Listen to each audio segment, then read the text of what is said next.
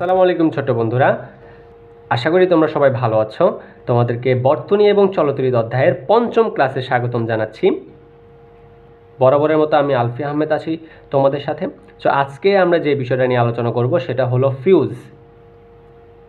ঠিক আছে, এই ফিউজ আসলে হলো কি, জিনিসটা কি? ফিউজ সাধারণত নিরাপত্তার জন্য ব্যবহার করা হয়। তোমরা বাসাবাড়িতে আগে আগে অনেক আগে এটা ফিউজ ব্যবহার করা হতো বাসাবাড়িতে, কিন্তু এখন নর্মালি রিসেন্ট টাইমে সার্কিট ব্রেকার ব্যবহার করা হয়। সো ফিউজটা কি? ফিউজটা আমি এখানে দিয়ে দিচ্ছি। এটা নিরাপত্তার জন্য ব্যবহার করা হয়। যদি মনে করো হঠাৎ করে তোমার বাসায় বিদ্যুৎ প্রবাহের মান বাইরে গেল, এখন তোমার বা ভোল্টেজ বাইরে গেল, এখন ফ্যানের একটা তো ক্যাপাসিটি আছে, বা বিভিন্ন যে যন্ত্রপাতি ইউজ করো, লাইট ইউজ করো বা অন্যান্য মেশিন ইউজ করো, ঠিক আছে, ওয়াশিং মেশিন ইউজ করো, ইস্ত্রি ইউজ করো। সো এই জিনিসগুলো যে একটা বিদ্যুৎ প্রবাহের মাত্রা আছে, তুমি যদি বেশি বিদ্যুৎ দাও তাহলে কি হবে? ফ্যান, লাইট এগুলো কি নষ্ট হয়ে যাবে না? সো এখানে একটা ফিউজ ব্যবহার করা হয়। ফিউজে একটা তার থাকে, চিকন একটা সরু তার থাকে, যেটা টিন এবং সীসার তৈরি একটা সংকর ধাতু। এটা কি থাকে, একটা তার থাকে। হাই ভোল্টেজের কারণে যদি তড়িৎ প্রবাহ বেশি হয়, তখন কি হয়, ওই তারটা গলে যায়। গলে গিয়ে কি হয়, মাঝখানে তড়িৎ প্রবাহ বিচ্ছিন্ন হয়ে যায়, যার কারণে এই যে লাইট বলো, ফ্যান বলো, এগুলো কি সব অফ হয়ে যায় এবং নিরাপদ থাকে। ঠিক আছে, সো আমরা বাসাবাড়িতে যে বাতি বা পাখা, টিভি ব্যবহার করে থাকি, এটার জন্য আমরা 5 অ্যাম্পিয়ারের যেই ফিউজ, এটা আমরা ব্যবহার করে থাকি। ইলেকট্রিক্যাল কেটলির জন্য আবার কি লাগে, 15 অ্যাম্পিয়ারের ফিউজ লাগে।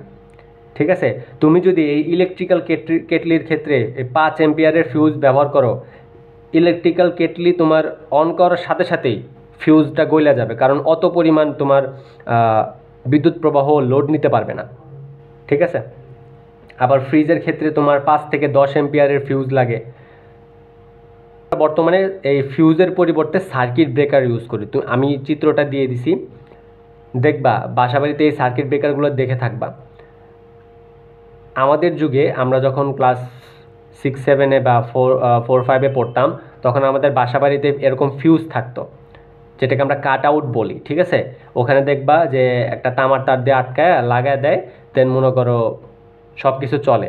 আবার হাই ভোল্টেজ যখন হয় তখন এটা পুইরা যায়, সব লাইন অফ হয়ে যায়, তারপরে আবার তামার তার ওখানে জোড়া দিয়ে আবার লাগাইতে হয়। সো এটা কি অনেক প্যারা হয় না? এই জন্য এখনকার বাসাবাড়িতে একটু আধুনিক নিয়ম করছে, এখানে সার্কিট ব্রেকার ইউজ করে।